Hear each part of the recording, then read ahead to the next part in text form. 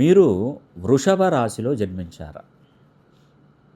మీరు వృషభ రాశిలో జన్మిస్తే ఈ వీడియోను చివరి వరకు చూసే ప్రయత్నం చేయండి.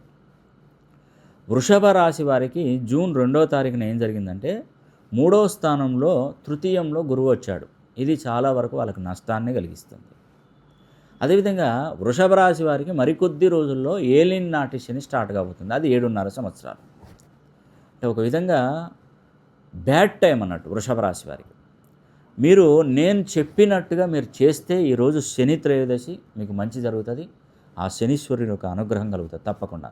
మీరు ఏ కంట్రీలో, అమెరికాలో ఉండండి, బెహ్రాన్లో ఉండండి, ఖతర్లో ఉండండి, న్యూజిలాండ్లో ఉండండి, యూకేలో ఉండండి, లండన్లో ఉండండి, ఎక్కడైనా ఏ దేశంలో, ఏ కంట్రీలో, ఏ రాష్ట్రంలో అయినా ఉండండి. దయచేసి సాయంకాలం 6 గంటల లోపు మీ పేరు, గోత్రనామాలు మాకు పంపిస్తే గురుగ్రహాన్ని కంట్రోల్ చేయడానికి, శనీశ్వరుని యొక్క అనుగ్రహం పొందడానికి ఈరోజు శని త్రయోదశి నాడు శని హోమం అధిక జ్యేష్ఠ మాసంలో నేను చేస్తున్నాను.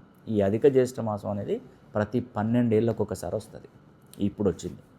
కాబట్టి ఈ టైంలో కనుక మీరు శని త్రయోదశి నాడు శని హోమం జరిపించుకుంటే మీ కష్టాలన్నీ తీరిపోతాయి. ఆ శనీశ్వరు యొక్క అనుగ్రహం కలుగుతుంది. నేను 26 దోషాలను పోగొట్టడానికి సుమారుగా 50,000 విలువైనటువంటి పూజా వస్తువులను ప్రతి కుటుంబానికి ఉచితంగానే అందజేస్తున్నాను. ఇట్టి అవకాశాన్ని పేరు పేరున ప్రతి ఒక్కరు సద్వినియోగం చేసుకోండి.